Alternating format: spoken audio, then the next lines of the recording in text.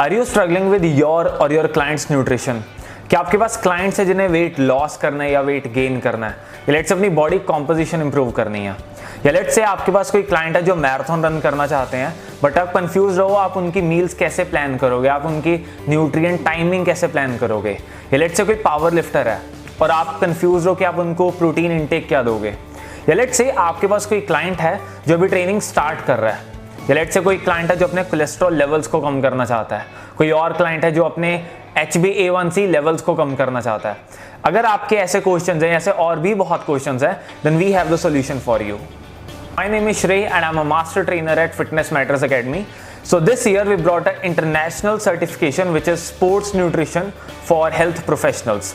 This is an international certification that has been approved by the American Council of Exercise, which is ACE, and it meets all the international standards. In this certification you will learn about general nutrition and as well as the sports specific nutrition.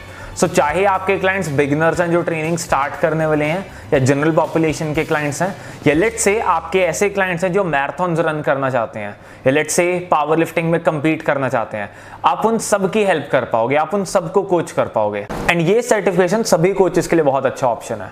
चाहे आप अपना career start कर रहे हो coaching में, ये आपके लिए बहुत अच्छा स्टार्टिंग पॉइंट हो सकता है। Apart from that, if you are already a ACE certified personal trainer, then ये आपके लिए continuing education का बहुत अच्छा आइडिया हो सकता है। As with this certification, you will get 4.8 CECs also. So अब बात करते हैं आप इस कोर्स में क्या क्या पढ़ने वाले हो। So हम स्टार्ट करेंगे बहुत ही बेसिक टॉपिक्स के साथ, which is the macro and the micronutrients। फिर चाहे हम बात करें प्रोटीन्स की, कार्बोहाइड्रेट्स की और फैट्स की, या हम बात करें विटामिन्स की, मिनरल्स की और एंटीऑक्सीडेंट्स की। So आप पढ़ोगे इनकी डाइजेशन कैसे होती है, इनकी एब्जॉर्प्शन कैसे होती है, हमारे लिए इनका ऑप्टिमल इनटेक क्या रहेगा, हमें कौन से फूड सोर्सेज को ज्यादा प्रायोरिटाइज करना है, कौन से फूड सोर्सेज को लिमिट करना है, हमारे लिए ऑप्टिमल इनटेक्स क्या होगा, स्पेशली एथलीट्स के लिए ऑप्टिमल इनटेक क्या होगा, अगर कोई क्लाइंट है जैसे कोई सर्टेन कंडीशन है उनके लिए ऑप्टिमल इनटेक क्या होगा। अपार्ट फ्रॉम दैट आप ये भी पढ़ोगे कि कौन से न्यूट्रिएंट्स को साथ में कंबाइन करना चाहिए ताकि वो एक दूसरे के एब्जॉर्प्शन में हेल्प करें, और कौन से न्यूट्रिएंट्स को एक साथ कंज्यूम करना हमें अवॉइड करना चाहिए ताकि वो एक दूसरे की एब्जॉर्प्शन पे कोई भी लिमिटिंग फैक्टर ना क्रिएट करें। Moving on, we will also learn about exercise physiology and the energy systems.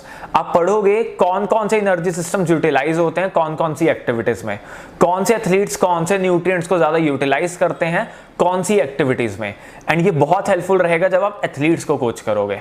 We will also learn about the nutritional strategies for athletes along with that the hydration strategies. So let's say आपका कोई client है जो compete कर रहा है, उसे dehydration हो जाती है, let's say किसी को हाइपोनेट्रीमिया हो जाता है, आप उस कंडीशन में क्या कर सकते हो अपने स्कोप ऑफ प्रैक्टिस में रहकर। अपार्ट फ्रॉम दैट आप डाइटिंग स्ट्रेटेजीज के बारे में भी पढ़ोगे कि आप अपने क्लाइंट्स की कैसे हेल्प कर सकते हो, उनके डाइट में क्या मॉडिफिकेशंस कर सकते हो based upon their sport. For example कोई मैराथन रनर है वर्सेस कोई पावर लिफ्टर है, आप उनके साथ कौन कौन से डाइटिंग स्ट्रेटेजीज यूज कर सकते हो to help them perform better. And इसके साथ हम फोकस करेंगे सप्लीमेंट्स पर भी, कौन कौन से सप्लीमेंट्स पे एक्चुअल रिसर्च अवेलेबल है, कौन कौन से सप्लीमेंट्स एक्चुअली में काम करते हैं, कौन कौन से सप्लीमेंट्स नहीं काम करते, कौन कौन से सप्लीमेंट्स के हार्मफुल इफेक्ट्स हो सकते हैं सो हमें कभी यूज नहीं करने। हम इन सब टॉपिक्स को काफी डिटेल में पढ़ेंगे। Along with that, you will also learn about body composition coaching and assessments.